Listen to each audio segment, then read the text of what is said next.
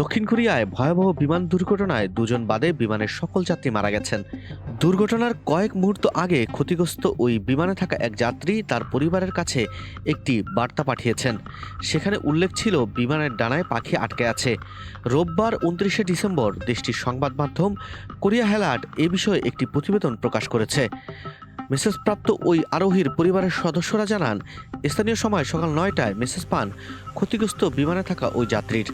তিনি নিশ্চিত করেন ওই মেসেজ পাওয়ার পর তিনি আর ওই যাত্রীর সঙ্গে যোগাযোগ করতে পারেননি। মেসেজের বিষয়ে ওই যাত্রীর আত্মীয়র ভাষ্যমতে মেসেজে ওই আরোহী লেখেন, ডানায় একটি পাখি আটকে আছে, আমরা ল্যান্ড করতে পারছি না। মারা যাওয়ার আগে আমি কি আমার শেষ কথাগুলো বলে যাব? উল্লেখিত ওই যাত্রীর ভাগ্যে কি ঘটেছে তা এখনও জানা যায়নি। এর আগে আজ সকালে মুয়ান আন্তর্জাতিক বিমানবন্দরে অবতরণের সময় রানওয়ে থেকে ছিটকে যায় বিমানটি। এরপরই ভয়াবহ আগুন ধরে যায় বিমানটিতে। দ্রুত আগুন নেভাতে কাজ শুরু করে ফায়ার সার্ভিস।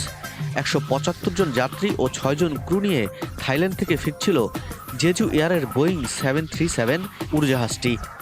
বিমানটি বিধ্বস্তের ঘটনায় এখনও উদ্ধার কাজ চলছে। ১৮১ জনের মধ্যে দুজনকে জীবিত বের করা হয়েছে। বাকি ১৭৯ জনই এই দুর্ঘটনায় মারা গেছেন বলে প্রাথমিকভাবে নিশ্চিত করেছে দেশটির সংবাদ সংস্থা ইয়োনহাপ।